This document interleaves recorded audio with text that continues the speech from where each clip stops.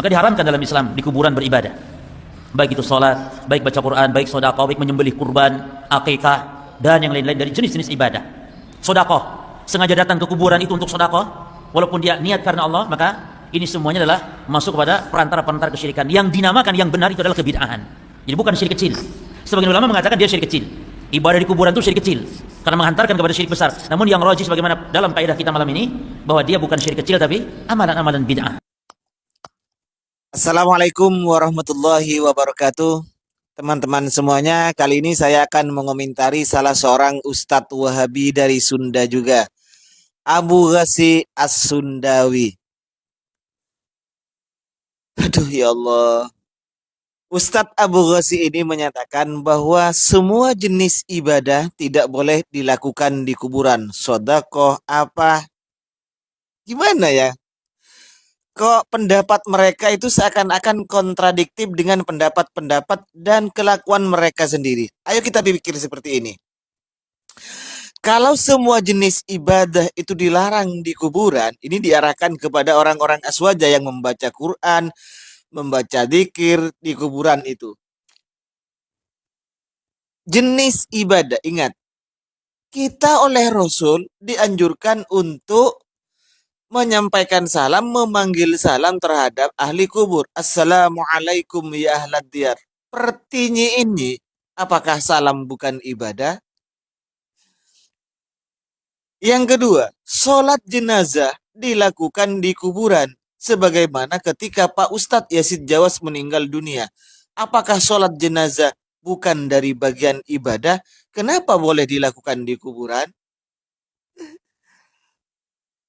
Kalau memang arah Anda ini adalah untuk orang-orang aswaja yang tidak diperbolehkan, sementara kelompok Anda sendiri yang mengerjakan kemudian diperbolehkan, atau memang kebelinger ketika mengarahkan semua jenis ibadah tidak boleh dilakukan di kuburan, padahal salam ini juga ibadah. Kemudian sholat jenazah itu juga ibadah.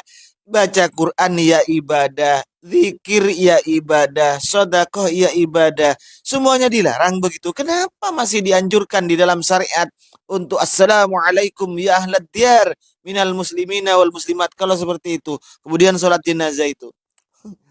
Oke. Orang-orang Wahabi untuk menolak tahlilan adalah mengatakan bahwa ini tidak pernah dicontohkan oleh Rasulullah. Juga tidak pernah dicontohkan oleh Rasulullah, katanya beribadah di kuburan, termasuk baca Quran dan zikir di kuburan ini tidak boleh. Oke, ayo kita buktikan.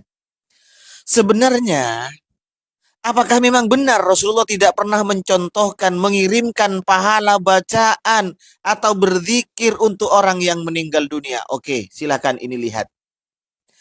Hadis sohe. Ini hadisnya sohe. Silakan cek sendiri Anda ini. Di sini ketika dari sahabat Jabir, ketika Rasulullah Shallallahu Alaihi Wasallam suatu hari keluar bersama para sahabatnya dengan Jabir ini mendatangi kuburan saat yang meninggal dunia. Ketika itu saat ini baru meninggal dunia, Rasulullah mendatangi kuburannya.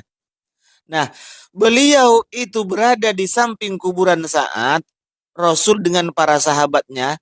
Rasulullah ini apa yang dibaca oleh Rasulullah? Rasulullah membaca tasbih. Karena Rasulullah membaca tasbih, para sahabat pun mengikutinya. Fasabbahna tawilan. Kemudian kami pun mengikuti tasbih Rasulullah yang dibaca tawilan dengan panjang. Subhanallah, subhanallah. Bukan subhanallah, bukan begini. Artinya panjang ya, banyak gitu. Subhanallah, subhanallah. Setelah membaca tasbih, Rasulullah membaca takbir. Nah, diikuti oleh para sahabat. Fakabarna juga. Sahabat membaca takbir. Nah, setelah selesai Rasul itu membaca tasbih, membaca takbir di kuburan saat, sahabat kan bingung. Ada lafadznya mimma sabbahta, ada yang lafadznya lima sabbahta summa kabbarta, macam-macam lafadznya itu. Kenapa Rasul? Artinya berarti ini, Rasulullah, kenapa engkau membaca tasbih dan membaca takbir untuk saat ini? Gimana jawaban Rasulullah?